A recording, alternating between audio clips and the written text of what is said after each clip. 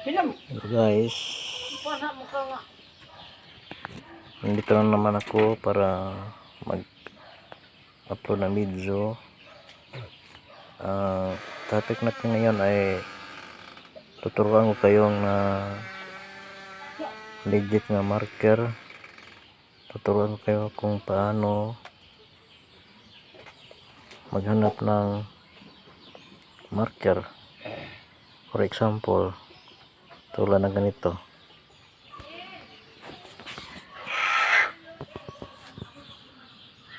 Kapag makita kayo ng ganito, ka-triangle,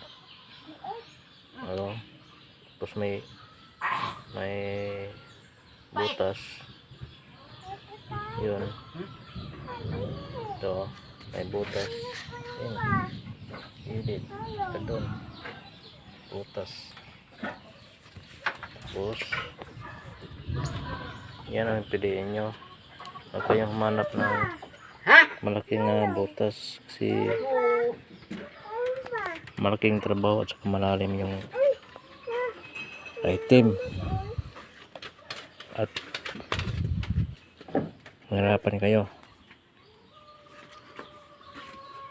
Paano malaman kung nakasentro kayo sa butas?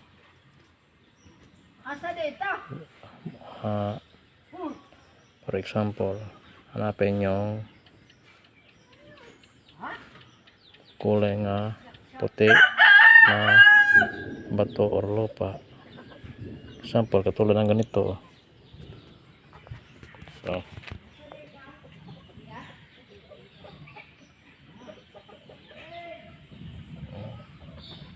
hindi siya. Okay. Saka may bato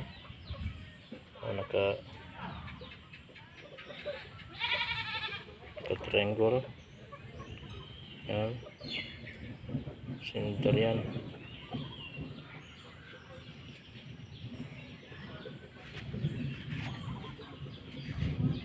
Kapag nakatayo, ibig sabihin kapag nakatayo yung marker nya o triangle ng ganyan, yung item nasa gitna, yung ganyan, nakatayo siya. Pag yan ay nakahiga, yung item ay nasa gilid. Tama.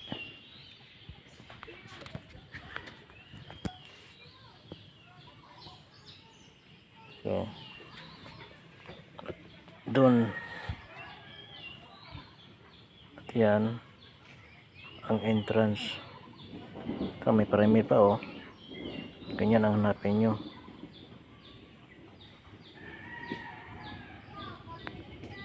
Okay.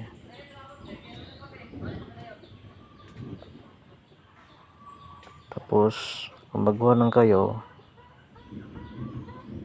kung paano kayo maghanap ng nakadeposito yung item, sundin mo lang yung mga bato.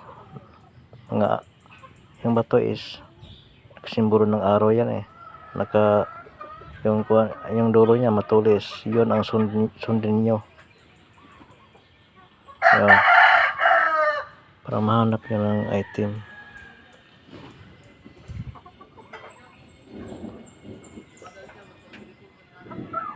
Para hindi kayo mawala ba. Yung araw ng matulis ng bato, yun ang dapat na sundin nyo.